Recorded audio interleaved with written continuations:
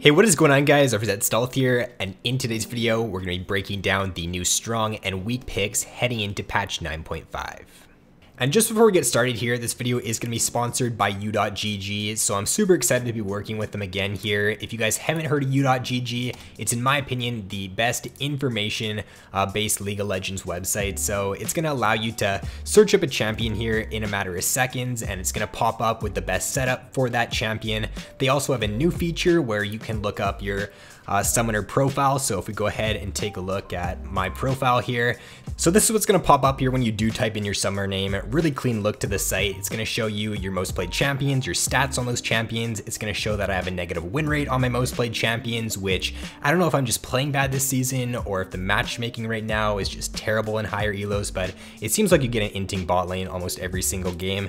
Match history here, you can take a look at champion stats, so more detailed stats on your champions. One really interesting thing here in the match history, if you take a look at a game here, for example, you can take a look at your carry score, so how well you did compared to like your teammates and stuff. You can see I had a 255, enemy LeBlanc had a negative 55. You can take a look at gold differential, XP differential, CS differential, so that's pretty cool there. When you scroll down, you can take a look at your 1 in 17 bot lane. So yeah, U.GG pretty much has everything that you would want for an information-based League of Legends website, so if you guys are interested in checking it out, link will be down in the description below. Alright, so if we get into the video now, one of the bigger changes here to start it off is going to be a buff to Skarner, or a few buffs to Skarner. So he's getting a change to where his spires are no longer going to appear on the minimap, so the enemies won't be able to tell when you do secure one of your spires. Your spire radius is also going to be increased from 1150 range to 1600, so that's a really nice buff there to Skarner. And then also his red spire is going to be moved, so it's now going to be in range of Krugs and Raptors. So this is just super good for Skarner because it allows him to clear a lot better now in the early game. It allows him to take Krugs a lot faster, and the fact that the enemies can't see where you're securing your spires on the map is also super good, because in the past, like when that was in the game, it just made it super easy for the enemies to track you on the map, like if you did secure a spire. So I just really like these quality of life changes here to Skarner, and I do think that these changes will bump him up into A tier for 9.5. So not too sure why Sylas is getting buffed for this patch. Feel like he's already in a pretty good spot right now for 9.4, but he's getting a buff to his W's damage AP ratio by 10%, so pretty big buff there. His W heal AP ratio also being buffed by 10%, and then his W healing, the base on it is being lowered, so I guess they're trying to emphasize AP Sylas more so than the tank Sylas that's being played right now. But overall, this is a nice change to Sylas here, and I think that especially for mid lane Sylas for next patch, he is going to be an S tier mid lane champion. So Gangplank getting a pretty decent buff for next patch here. His E's bonus damage is being increased there by 20 at rank 1. It's going to be the same once you do max it out. So a little early game buff there to Gangplank. His ultimate's damage per wave is also getting buffed there. So overall, it's some decent changes to Gangplank. I don't think it makes him like S tier or anything. They're just some small little buffs here that I do think should move him into viability right now. Currently in 9.4, he's like a pretty bad top lane champion. He's sitting way down in the gutter for this patch, so I think that for 9.5 now, he's going to be at least a B tier champion. Changes could bump him up into A tier, but I don't really see it. I think he's just going to be at best a B tier top laner for 9.5.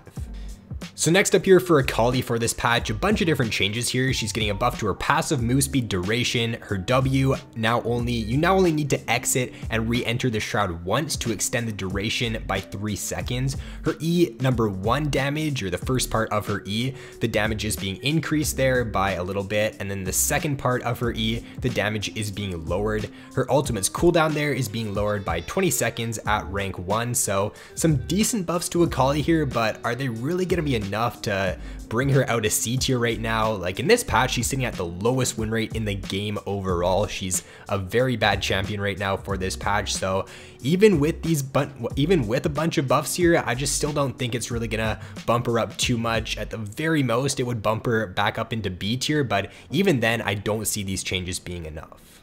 So next up here for Chogath, we have a buff to his E's damage, only being increased by 2 at rank 1, but once you do max it out, it's going to be increased by 10. So because this is the ability you do max out first on Chogath, it is a pretty nice buff here. 10 damage, considering that you can use your E 3 times, equates to a 30 damage buff there when you are dueling. So it is a pretty nice change to Chogath, and this will bump him up out of C tier into B tier for 9.5. So Mundo is getting a buff here to his E for this patch. His E's magic resistance per stack is being increased from 2% up to 3%, and E max stacks are being changed there, just being decreased by 1 at all ranks. So I don't think this change really does anything for Mundo. When you take a look at the top lane meta right now, there's not a ton of AP champions being played right now in this patch. There's a lot of AD bruiser champions being played currently with the new Conqueror. So Mundo, he doesn't really do super well into those picks, and because this is a buff to his magic resistance, it's really not going to make him stronger for 9.5. So Graves is getting a small buff to his base AD from 63 back up to 66, so I'm pretty sure this is a revert of his base AD change from a while back. I still don't think this really matters too much because Graves has been hit way too much indirectly over the past few patches. Stormrazor getting changed, the jungle XP changes just have not been very nice for Graves, so even though this is a buff to him for next patch, he's still going to stay a B tier champion for 9.5. So similar to Graves, Rakan is getting a buff for this patch here, but considering that these changes aren't even anywhere near how fast his W used to be, his W is getting a buff here. The speed is being changed from 1400 at rank 1 up to just 1500 at all ranks. His old W though had over a 2000 move speed there, so it's not even close to what it used to be, and I just really don't see these changes making Rakan any better for 9.5. His W's damage is also being increased there by a little bit, but yeah, it's just not going to be enough to move Rakan up in the tier list.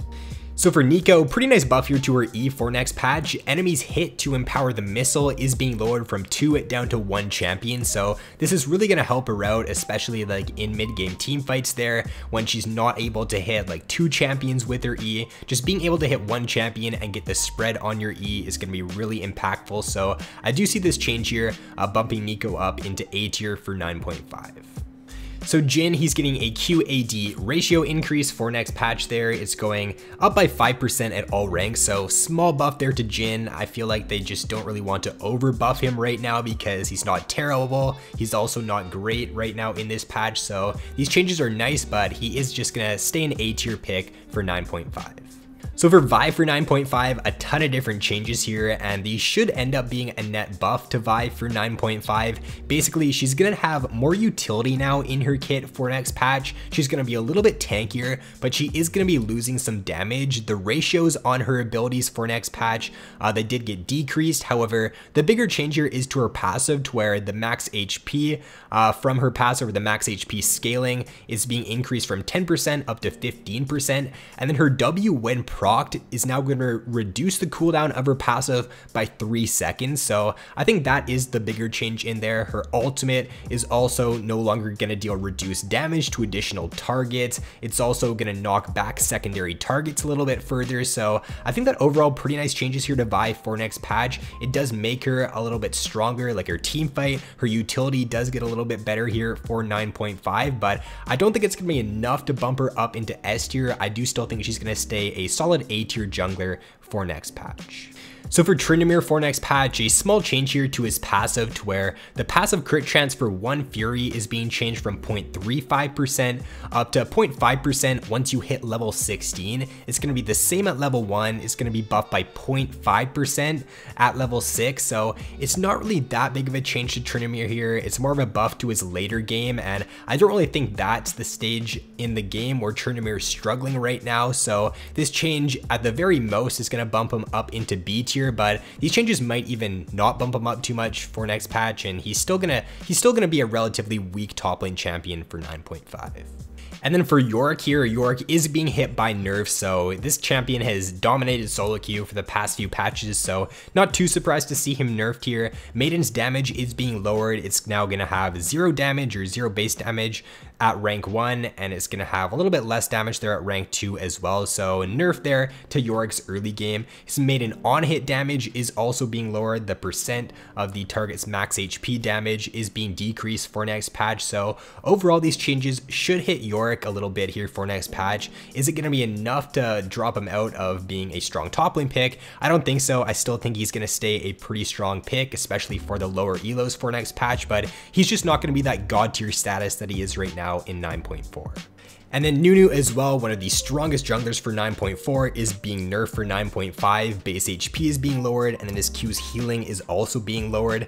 Not really being lowered by a ton though. I don't think those are going to be significant enough numbers to drop him out of S tier for 9.5. And then for some changes here to runes and items for next patch, Conqueror getting nerfed again here. So the adaptive force is being lowered from 2 to 10 scaling down to 2 to 6 scaling. So a nerf here to Conqueror in the later stages of the game. I do think this now means that champions that can't really proc it super fast and really easily are no longer going to run it now for 9.5. I only think that champions that can stack it up to 5 really quickly and really start to benefit from that healing and start to benefit from the true damage are going to be the ones that run it. So it's not just going to be a super OP rune anymore on a lot of different champions. Cutdown, what is this rune anyways? Nobody takes this rune right now, and I think it's going to stay that way for 9.5. So damage on it is being increased from 4% to 10% up to 5% to 12%, and that's based on how much more HP the enemy has than you. So what this means is that coup de grace is still going to rule for next patch. However, versus really tanky team comps, like if the enemy team has a ton of tanks, then I think this could be worth taking now. But I think just in most scenarios, you're still going to want to take coup de grace for 9.5.